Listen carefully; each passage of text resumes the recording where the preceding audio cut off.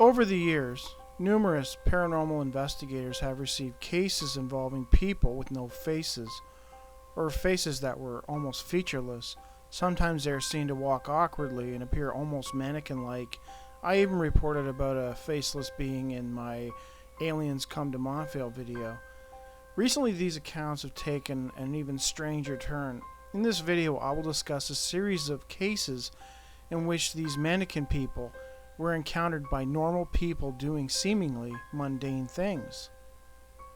June 16, 2016, a husband and wife were driving to Starbucks in Jacksonville, Arkansas, around 2 p.m. A car suddenly backed out in front of them. The husband eased on the brakes to let the person out. As the car drove by, the couple observed a very strange sight. A person with no face was behind the wheel, not unlike a mannequin. Their account matches numerous others in which people claim to have encountered strange faceless entities or living mannequins. But what are they? For the Jacksonville couple, their encounter would leave them in utter shock. When it was driving by us, I instantly turned to my wife and asked, "Did you see that?" And she said they had no face, and I agreed. It looked like a female driver, but there was no face on the head driving the car. The being, as described by the couple, was the color of cardboard. There were no mouth, eyes, or nose. There were no features at all. In the fall of 1999, a man named David S. would have a similar encounter with a faceless mannequin-like entity. This case was reported to Stephen Wagner's ParanormalAbout.com. It was featured in Your True Tales. At the time of the encounter, David was living with his parents in Tranquility, California. The night of his encounter, he was with some friends in San Joaquin, which was about 8 miles away from Tranquility. The gathering had lasted well past midnight, and David admits that he was quite intoxicated. He wanted to leave, but discovered that his ride had already left, so he decided to walk home, utilizing the main highway that connected the two towns. It was a cold and windy night, and David quickly realized that he probably should have remained at his friend's house. He decided to hitchhike. After a few tries, a car eventually stopped. David ran up to the car, eager to get out of the cold. Little did he know what was waiting for him at the car. As I approached the car, the driver's door opened and the driver got out. There was something totally wrong with the way he exited the vehicle. I mean, his body movements were sort of stiff and awkward. As he got closer to the car and the lightning flaring up the sky, David was able to see the driver's face clearly. He was horrified. He looked like one of those mannequins you see in those big department stores, a blank facial expression with a slight smile. And the way it was walking, man, I became so frightened. Then the passenger door opened and another occupant stepped out in the same awful manner. I could tell by its silhouette against the headlights shining down the road that it was female. Another lightning bolt flashed, revealing she too was a dummy. David confessed that he became overcome with fear and charged off into the cornfield, which was next to the road. The corn was almost 6 feet tall and had recently been irrigated because I was running in mud. It was up to my ankles. I just kept going, not stopping. It was tiring running through that mud, and just for a few minutes I did stop to catch my breath. In that moment, I could hear somewhere behind me the corn stalks being rustled. Dave was so tired from running in the mud that he began to feel dizzy.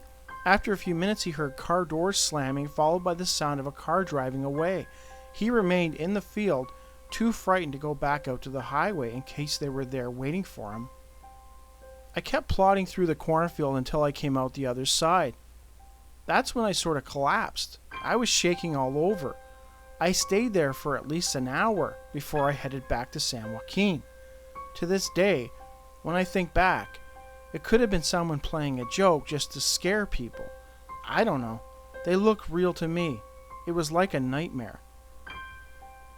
In 2015, popular YouTuber Emily Mahur, in a video titled "Aliens Are Real, Storytime," also discussed how she and a friend had a strange run-in with some mannequin-type people in North Dakota.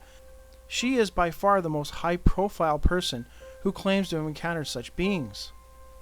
She claims that in 2012 she was out one night driving around with her friend Olivia, looking for something to do.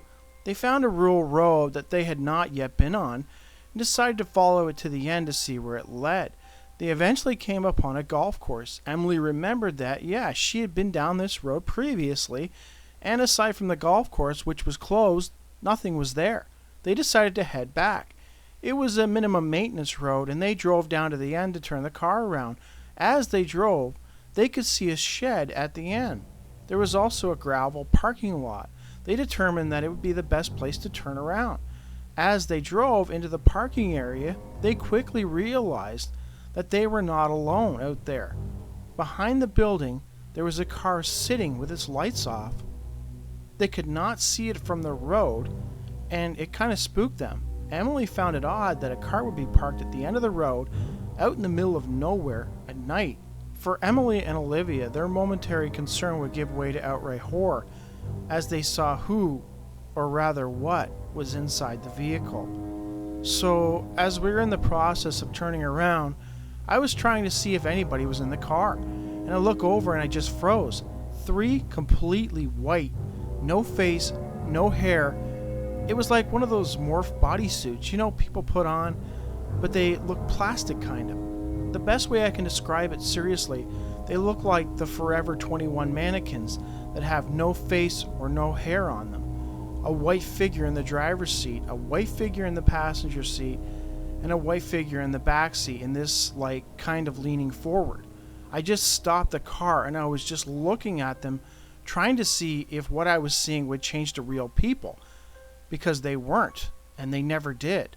All of a sudden, they just flip on their lights and they just book it. Emily claims that she decided to follow them. I instinctively just start chasing them. I was so intrigued. I'm such an adrenaline junkie, I will do anything. It's just who I am. I'm a go-getter. So I just booked it. I went down that minimum maintenance road. I was flying behind them. Emily managed to keep up with them as they sped through a stop sign and turned down various roads in an attempt to lose them. It was only when they went through a red light that Emily determined that it was too dangerous and decided to give up the pursuit. Thinking back, Emily found even the car was strange. They didn't even have license plates, which was just really creepy. They just had one of those license plates that had a car dealership name on it still, so it was a new car. I stopped and my heart was just pounding, and she was like, "What just happened?" Still to this day, I have no idea what or who they were. I honest to God think they were aliens. They had no face, no hair, no clothes. I don't know. Why would all these people claim to have seen these faceless beings? I know Albert Rosales, author of the Humanoid Journals, told me he has collected a whole bunch of cases where people claim to see mannequin type people. So I don't know. If it's a prank, what are people doing? Why are people dressing up in these outfits or whatever just to scare people? What are they getting out of it? Why would somebody dress up like in the Tranquility case? Why would somebody dress up in a bodysuit to pick up a guy on a highway in the middle of a storm? It seems silly. Why would 3 people dress up in a bodysuit and hide out behind a building at the end of a deserted road in the middle of nowhere at night? What purpose did that serve? I don't know. I don't have any reason to doubt people are encountering these things. I don't know what they are. If they are aliens, but they're not fully realized or fully formed, I guess the word. They're not in their human state, I guess, because some people who encounter aliens claim that they seem to be almost like a hologram, like there's something there, and then they're like alien beings, and then they kind of morph into people, like regular looking people.